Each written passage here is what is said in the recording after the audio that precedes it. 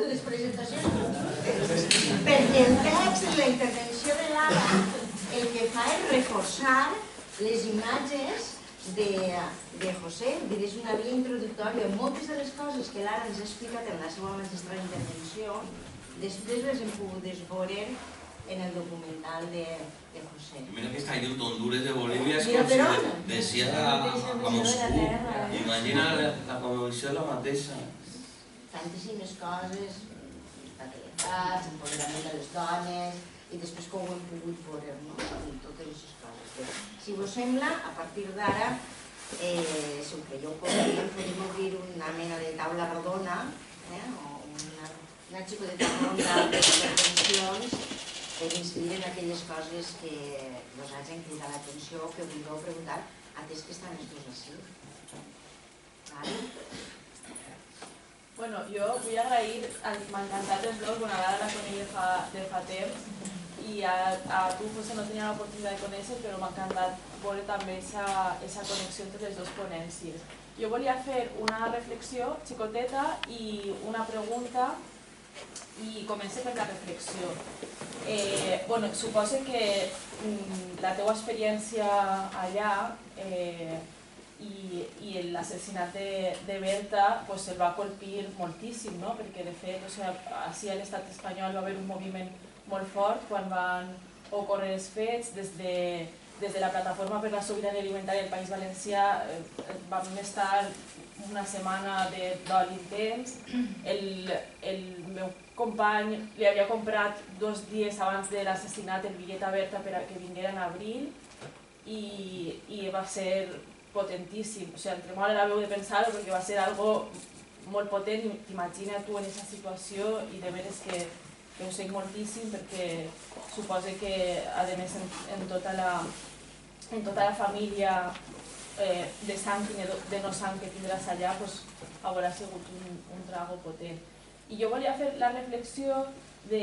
Jo vaig estar treballant durant 3 anys consecutius al nord de Perú, a Cajamarca, amb la lluita contra el projecte Conga, un projecte miner molt potent, i fa com 2 setmanes m'han estat convidant, em sento un poc incòmoda quan hi conviden per a parlar d'algo, com a la meva veu que interpreta altres realitats, em sento un poc rara perquè pense que haurien de ser elles, perquè jo feia un treball sobre la recuperació de les veus de les dones en el conflicte Conga i haurien de ser elles les que estigueren, però vaig accedir a anar a l'acte, era un acte que s'organitzava en la Universitat de València i va ser molt, no sé, va ser molt potent veure que estava en una universitat i la reflexió que jo els feia és que és impossible que deixin d'ocórrer aquestes coses perquè tenim un sistema que gira al voltant, que la vida és un sistema és un mitjà per a l'acumulació de capital. Fins que no trenquem en aquesta idea van a seguir ocorrent aquestes coses i a més una dona que està parlant de matrimoni entre el patriarcat i el capitalisme és un punt de mira per al seu assassinat. Llavors la reflexió que feia un espai universitari, que era on ens vam convidar, era que això no anava deixant d'ocórrer, perquè quan agafaves un llibre d'economia, els llibres d'economia estan tots orientats i els llibres i els currículums acadèmics i des que som xicotetes i xicotets ja estem pensant en formar-nos per a tindre el cervell manipulat entenent que la nostra vida és un mitjà per a l'acumulació del capital. Quan obris aquests manuals d'economia, tot el sistema al voltant o en el que estem vivint està destinat a això. Entonces, claro, quan una dona es planta en contra de les hidroelèctriques, en contra dels sistemes d'acumulació capitalista, en contra de les empreses multinacionals que agarren i venen al nostre país a explotar-nos, és molt fàcil que acabi sent assassinat. Jo la reflexió que volia fer un poc és quina funció tenim cadascuna i cadascun de nosaltres o què podem fer dia a dia per a que això deixi d'ocórrer, perquè, clar, vegem el documental de la Berta Cáceres i diguem, bueno, quina desgràcia, un poc apel·lar.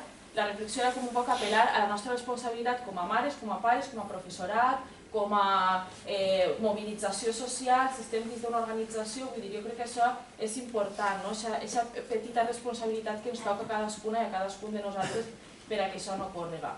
Perdoneu l'extensió, això era la reflexió que volia fer, i la pregunta era, què sabem, perquè ahir crec que Gustavo Castro va poder eixir de... Sí? Jo este matí m'han escrit que que ja estarà en Mèxic.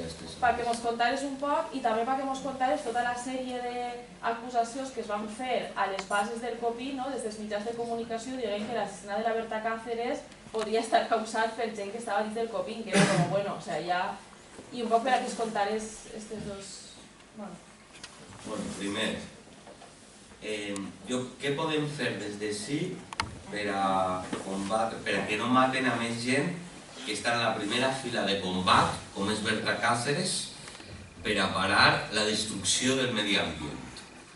Jo penso que ara mateix estem en l'any 2016, en el moment més crític que ha viscut la humanitat. El canvi climàtic és una realitat. Els revolucionaris de Zapata, o inclús el Che, o inclús després, Malcolm X, etc., lluitaven per l'alliberament dels pobles. Ara lluitem per l'alliberament dels pobles i per mantindre el planeta Terra. La nostra generació, les persones que estem així, ara mateix, tenim una responsabilitat històrica brutal per la gent que vindrà i per la gent que ja ha passat de mantindre la Terra. Entonces, Berta m'explicava, perquè jo parlava molt, no? I jo li deia, no, però el capitalisme, parlàvem molt de capitalisme, i em deia ella, mira, lluitem contra 3 sistemes d'opressió. El capitalisme és un, el patriarcat és un altre i el racisme és un altre. Entonces, què podem fer des de la nostra comunitat? Organitzar-nos. No fa falta anar a Honduras, o a Chiapas, o a Palestina. Podem organitzar-nos així on estem i generar economia i generar comunitat. En els nostres contextes, situacions, espais, cosmovisions, no serà el mateix potser així Potries que Pedreguer, o Badalona, o Vallecas, cada un té la seva forma de treballar, no? Entonces, com podem fer-ho? Pues generar economia, per exemple, fer cooperatives d'agricultors ecològics que facin un mercat de la terra i comencen a guanyar-li espai al capitalisme. Identifiquem, i és molt important identificar, els 3 sistemes d'opressió, que són el capitalisme, el patriarcat i el racisme. L'estat espanyol és un país ultrarracista. Jo he viscut anys a Anglaterra o a Alemanya i són un muntó menys racistes que sí, no? Potser és perquè tenen més cultura, no sé per què, però són un muntó menys racistes que sí. Sí, és extremadament racista este país, no? Entonces, organicemos així, saps? Si tenim aquestes premisses, si tenim l'enemic clar, perquè n'hi ha que parlar clarament, són enemics de les persones que volen la vida, enfrontar a aquestes persones. Per a la gent política, per exemple, per a mi una de les coses més importants per a política és, per supost, ser honest, però ser valent. N'hi ha que ser valent en esta vida, no n'hi ha que tindre por arreu. I ahí tenim l'exemple d'esta tipa que per a mi és una de les revolucionàries més grans que jo he conegut en la meva vida, i he conegut a l'Evo Morales, a qui siga, de la més canyets, en una claritat que tenia autèntica. Entonces, això és el que dic, conscients de que el planeta estem visquent una sequia ara mateixa, així, fa una calor de l'hòstia tot l'hivern, a l'estiu passat va ser tremendo. El canvi climàtic no té que vindre, ja està així, i n'hi ha que esforçar-se tot el que puguem en una societat, diguem, acomodada, i lluitar contra totes aquestes injustícies, no? Com? Doncs cada un a la seva manera, no? Per guanyar territori i espais al capitalisme. Des de dins de les institucions, doncs clar, fora, més important encara, saps? Però n'hi ha que apretar i apretar.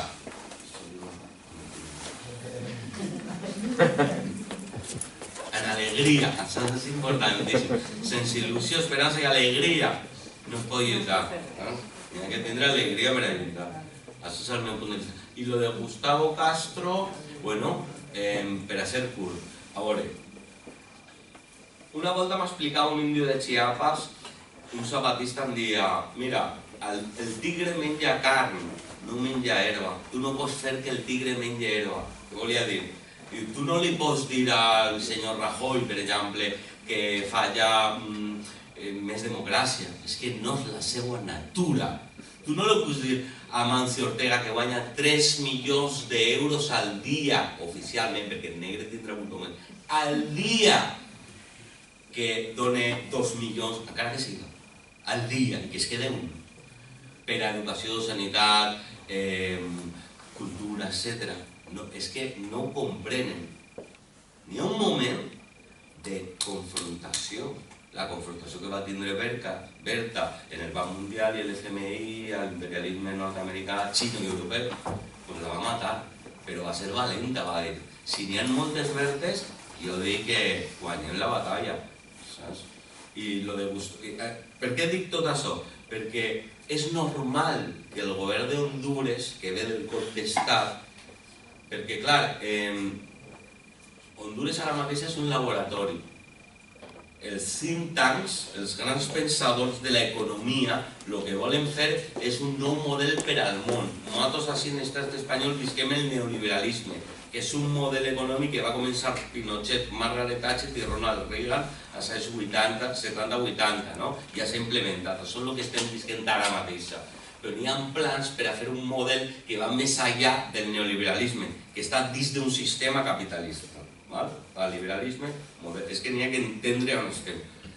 Model neoliberal, antes del neoliberalisme, més o menys a Europa hi havia bé, a Espanya no, perquè tenim una dictadura feixista xunguíssima, i per això estem com estem ara, el neoliberal, i ara vindrà un model que és el model que Gustavo Castro m'explicava l'any 2002, ja en una entrevista que li va fer, currava en News a la mateixa organització, Gustavo i jo, des de l'any 2002, m'explicava que venia un model corporatiu i que era que l'Estat desapareixia completament i que les grans empreses eren les que gestionaven la nostra vida, més que ara. Jo vaig gastar un mogolló de pasta de la llum elèctrica a la puta Iberdrola, estic hasta els putos collons de l'Iberdrola, ja, perquè tinc una xiqueta menuda i necessita calefacció. Bueno,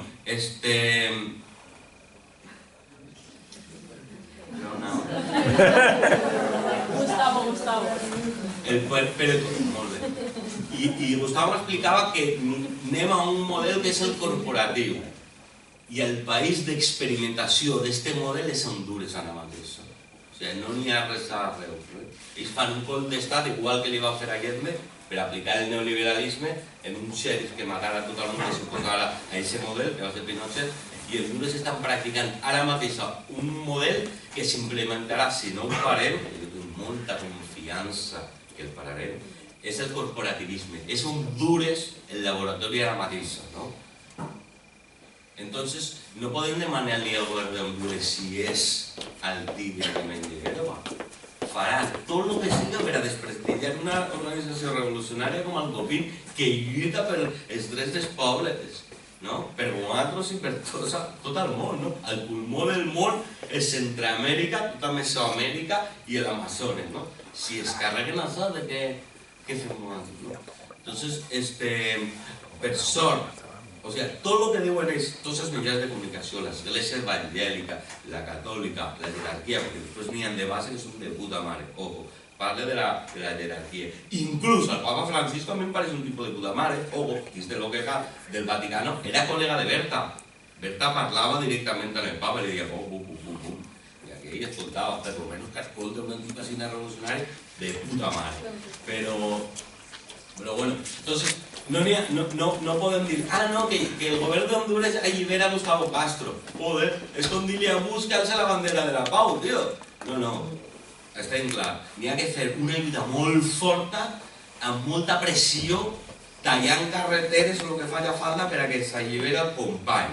I assegurar Xina, com internacionalment, s'ha lograt que l'alliberen. I ara està volant a Mèxic, i jo dic, hòstia, Mèxic, però si Mèxic també es fa superxungo, i poden matar a Mèxic també, se'l poden carregar, Gustavo, no sé el que vale. Jo ara quan calmen tu li tocaré dir, tio, també se'm diuen que t'amaguem allà per a Marinadera, l'enviarem a Marinadera. Volia comentar una cosa que és que ja s'ha assenyalat, que és la complicitat dels mitjans. Per un costat els mitjans de comunicació, però també n'hi ha multinacionals que són d'ací i estan operant allà, a Hondures. Per exemple, també l'Opus Dei té un poder molt gran a Hondures. I de fet, Ruiz Mateos en els anys 80 es va arribar fugint del govern espanyol, se'n va anar a Honduras en la cobertura de l'Opus Dei.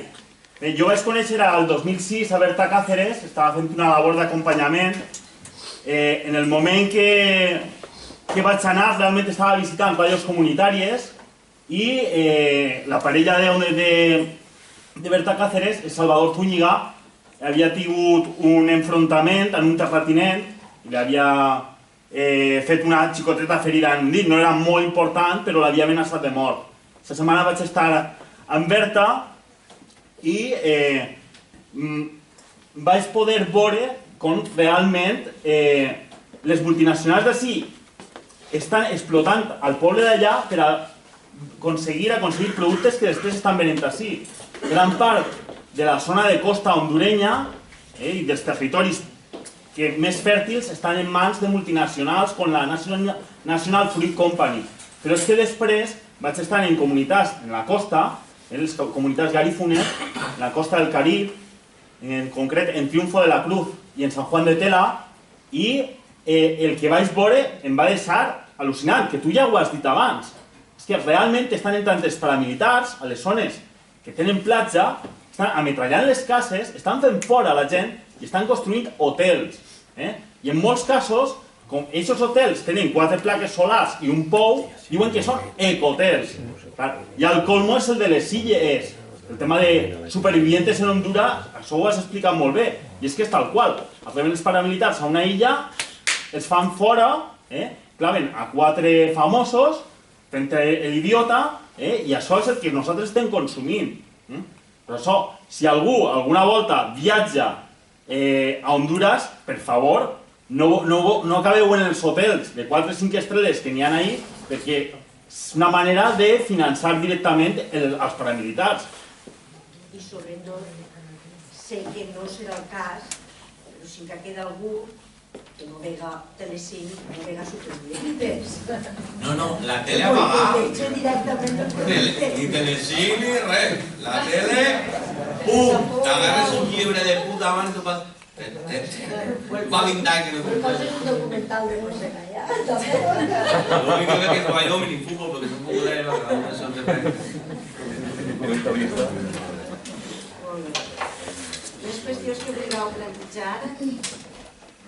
A mi sí que m'agradaria que l'ara, aprofitant que la tenim així i aprofitant que ella ha fet un treball de canvi, penso que important, a Bolívia, i que així ha sorgit el tema del patriarcat, i allà s'està produint un empoderament real de les dones, que ens explicaré si realment elles són conscients del paper que estan jugant per fer-se els propietaris del seu futur, del futur i del ser.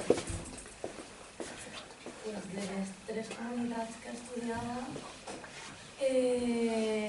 sobre la que us he contat, sí, elles s'ho creien molt i t'expliquen, estan en ràdios comunitàries, estan en dirigències municipals, departamentals i nacionals, de cara al públic, i ho tenen molt cregut, no? I que tenen que anar millorant i empoderant-se cada vegada més.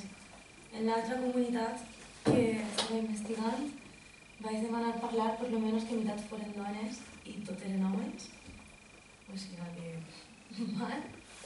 I l'única dona que va vindre a petició de meua de posar-me les mans al cap i dir no pot ser que no hi haga ninguna dona, tal, estic treballant un projecte de gènere, etc. I va vindre i el que dia pues, deixàvem un poc els ànims per terra, no? Nosaltres tot el dia treballant i mirant. I en la tercera comunitat no vaig poder ni entrar perquè era una situació delicada fronterissa amb Xile i em donaren llargues durant un any. Entonces, ahí no sé què dir-te. De cap de les maneres. De cap de les maneres. Yo quería preguntar de Evo. ¿Qué ha pasado? Yo tenía como ejemplo en un país con mayoría indígena toma el poder de forma pacífica. ¿Qué ha pasado? Que comentabas que ha habido un cambio un poquito a la derecha o... Bueno, yo no soy experta en políticas, ¿no? No, pero la meva opinió, yo tampoco. és que està la tercera legislatura, porta molts anys al poder i, bueno, tens que governar per tots, no pots tindre tot el món content pensar les polítiques per a la Pachamama.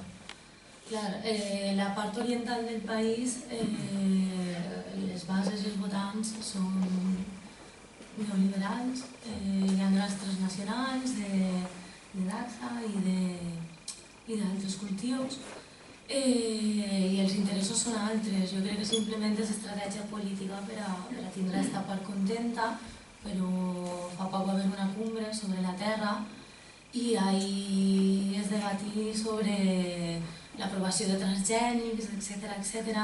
I pareix ser que van a aprovar-ho per a que puguin anar entrant progressivament. Clar, això crea una situació de conflicte dins del propi moviment Camperol que dona suport a que es governi.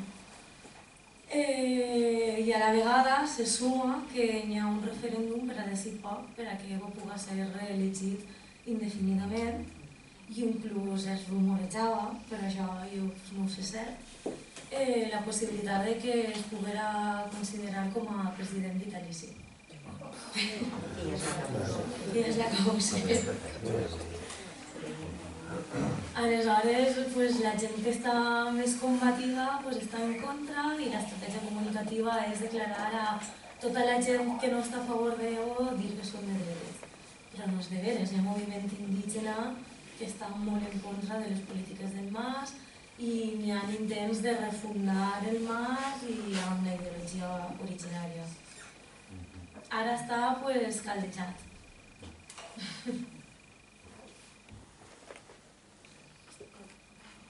Però vosaltres que heu estat allí, parlem de moviment indígena a nivell general, però suposo que allí conviuran moltes ètnies i tribus i tal. Com se porta aquesta confluència de... Una vegada ja has identificat l'enemic, aquesta confluència entre diferents ètnies, cosmovisions, formes de veure la vida i tal, des de part dels indígenes per a combatre l'enemic. Entonces, no sé. Depèn de quin país, depèn de quina rama indígena. Per exemple, els zapatistes a Chiapas, que és un puesto tipo Andalucía de verano. La organització zapatista, que igual són 100.000 persones només, ningú sap que no tenen carnet d'identitat. És en acaba i no tenen carnet d'identitat, no tenen cap relació amb l'estat, cap. Entonces n'hi ha, com a mínim, que jo conega, que tinc col·legues, són Celtal, Txotxil, Topolabal, Chol, 4 ètnies, que damunt, entre elles, no s'entenen. Parlen completament diferent, es vesteixen diferent, tenen costums molt diferents, però en unes rels, no?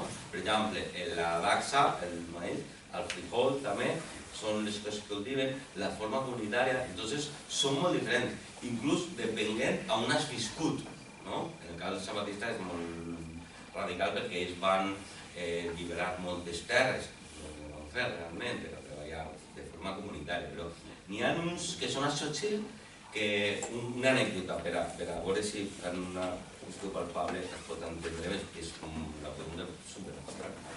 Entonces, yo vivía a la par de la selva, la zona occidental, molt controlada pels zapatistes, 2 camperols, sense llum, a 8 hores en camió del poblet més menudet que seria Monteprí, molt cap allà, cap a Guatemala.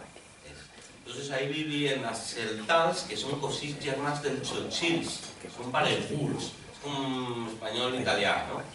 I els txotxils zapatistes baixaven dels salts, que són les muntanyes boscoses amb fred, perquè eren refugiats de guerra per culpa dels paramilitars. Entonces els celtals zapatistes havien organitzat per a acollir a refugiats de guerra txotxils. Entonces vivien junts. Yo tenía col·legues txotxils, col·legues celtals.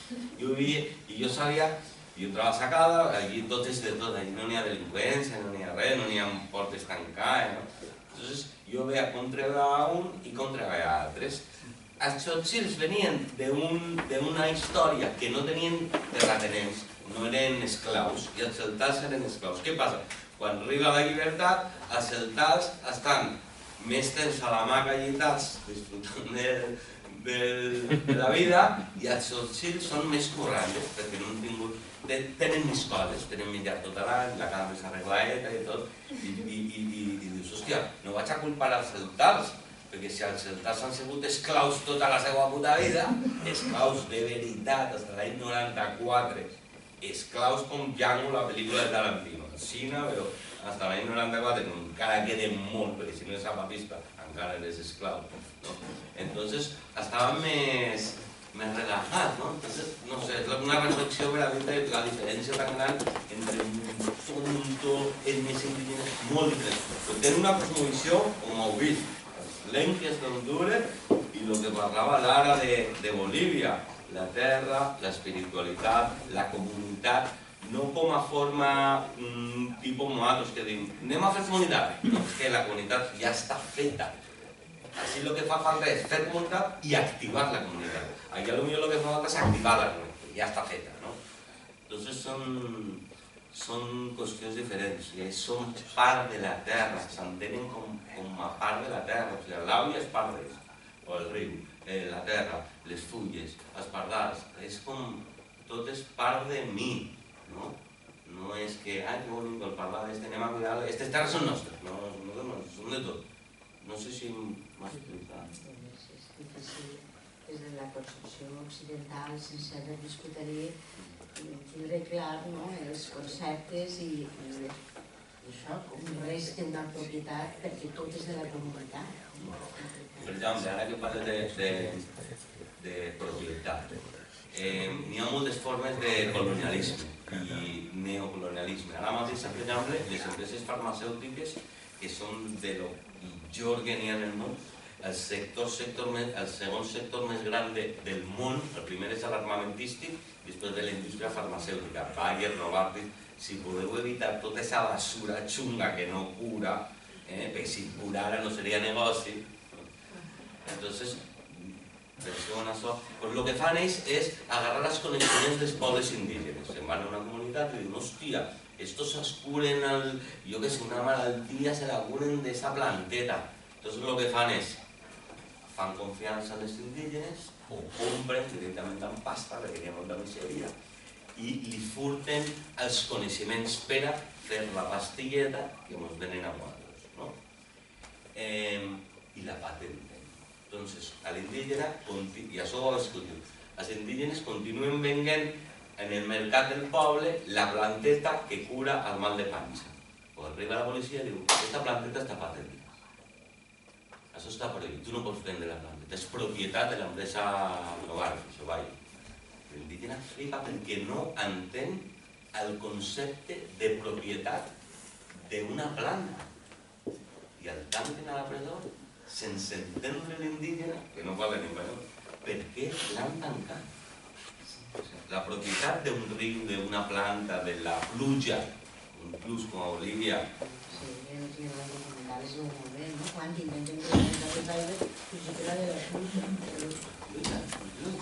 La Bolívia va esclatar tot per Cochabamba, per l'àvia de Principe. Volien privatitzar la pluja. Tu no podies agarrar pluja si t'estava privatitzant. I això és el món que anem ara. Això són intents. Nosaltres el que estem vivint així, no? El tema de les solars, per exemple. No fa falta anar-se'n a Amèrica Llatina o al Carib. A veure com les grans empreses poden fer-se amb el control dels recursos o les corporacions en les que parlaven. Eso está llegando mucho más allá, porque todos los días estamos oyendo hablar del TIC y del TISA, y eso es vendernos totalmente a las multinacionales, porque ni siquiera el gobierno de los estados podrán tener voz y voto contra esos teóricos tribunales que van a estar controlados por las grandes multinacionales. Eso sí que lo tenemos ya encima. Això sol ja és l'últim eslabó que ens faltava, ja és lo más de lo más, evitar los rizos. És molt important el del TTIP, que és un moviment que està creant-se, que està fent-se per a parar el TTIP, siga com siga. Això és la destrucció. Hay que guanyar la Mancio Ortega, les empreses alemanes, la indústria alemana i les indústries grans nord-americanes, ni el poble nord-americà. ni el poble d'Europa s'aprofitarà d'això, és segur, perquè jo ho he escoltat a Mèxic, que van fer mal el primer trat de l'Europa, el dia que s'alcen els zapatistes del món. Això és un desastre per al model corporatiu que anem, entendre on estem ara. El model corporatiu que volen que anem és este, a partir del TTIP, no? I desenvolupar tot el món.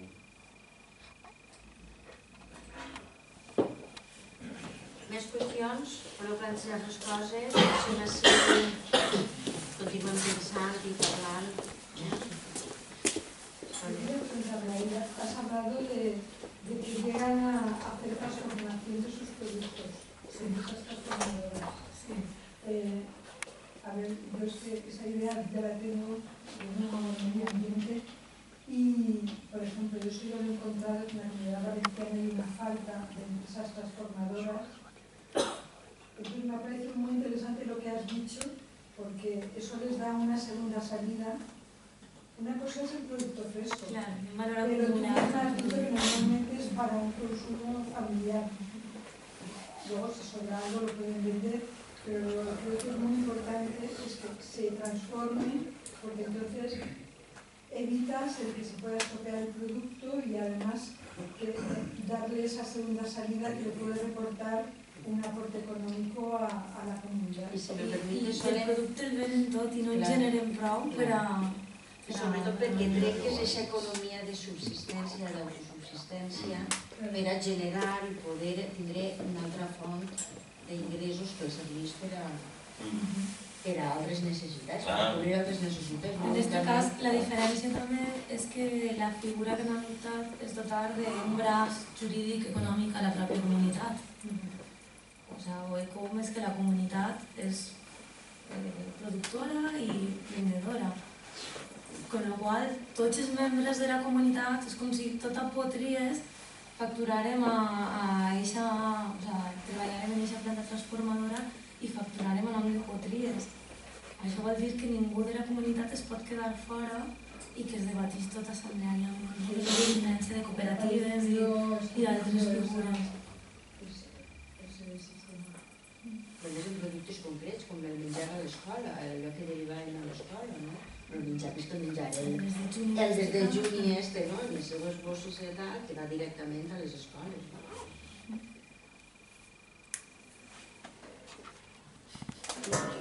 Crec que vostè no pot preguntar. S'ha demanat decidir que no volia preguntar. Sí, no, vostè no pot preguntar perquè ja parentesc. Bueno, jo les conec molt poquet, a les comunitats indígenes les conec molt poquet. No ho sé, la cultura franquista, que jo soc major i he estudiat en temps de Franco, mos les pintava un poc així com homes semisalvatges. Després et dones compte que dius, no, els salvatges som nosaltres, però no, bueno, no, però bé, els teníem així algo com... I una cosa que m'ha ensenyat d'ells és que tenen la filosofia de que cada un rep el que dona als demés.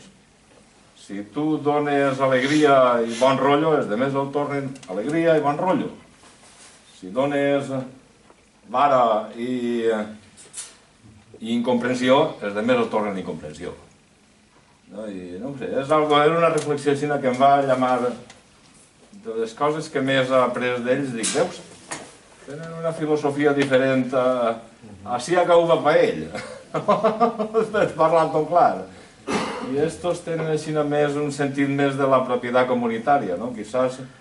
I la capacitat també organitzativa que tenen. Així no es passa, i es fan una marxa, tallen les carreteres i... Quizás el model nostre no és exportable allà, i aquell tampoc és exportable perquè sí, o sigui que cada un deu funcionar la seva, no? Però deguem aprendre alguna d'ells i ells de nosaltres també, no? Una bona reflexió també de Vicent. Si us sembla, amb aquesta reflexió tanquem el col·loqui d'avui. Abans emplaçar-vos a que demà continuarem en la camperola, directament, jornada d'avui, però directament la camperola.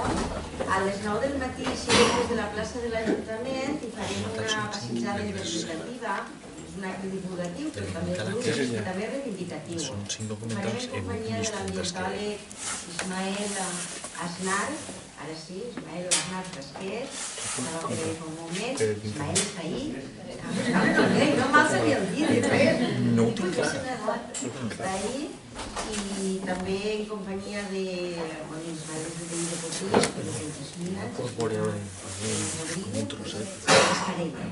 que també ha tingut a bé acompanyar-nos demà, i per tant tots aquells que vulgueu adherir-vos i sumar-vos a aquesta iniciativa, doncs fantàstic, més gent, més comboi. Farem, com deia, una passejada interpretativa també parlant del riu i de les seues problemàtiques, les seues mancances i la necessitat d'actuacions, en concret en el riu Serpis, i parlem precisament de la sequera que estem patint i les conseqüències que això té ja d'una manera immediata sí al costat nostre, al nostre riu, però també farem altres coses.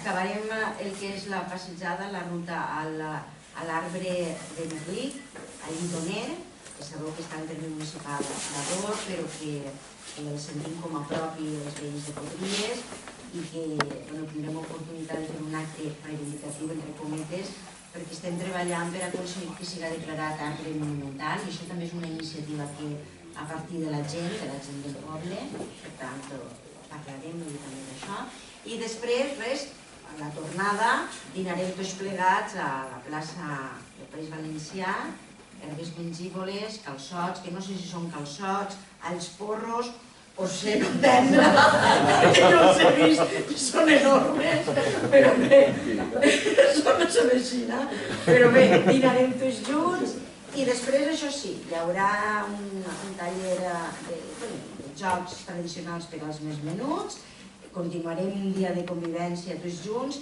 i a la propera nit, a les 8 finalment, a les 8 de la vesprada, farem una taula rodona que jo penso que és prou... 7 finalment, perquè són molts ponents que estaran en la taula.